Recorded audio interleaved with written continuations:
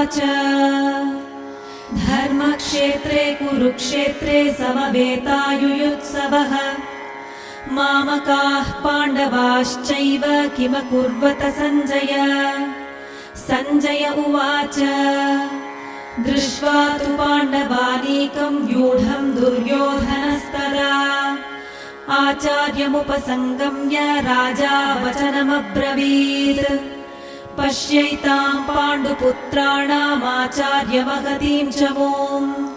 व्यूढां द्रुपदपुत्रेण तव शिष्येण धीमता अत्र शूरा महेश्वासा भीमार्जुनसमायुधि युयुधानो विराटश्च द्रुपदश्च महारथः धृष्टकेतुश्चेकितानः काशीराजश्च वीर्यवान् पुरुजित्कुन्तिभोजश्च शैब्यश्च नरपुङ्ग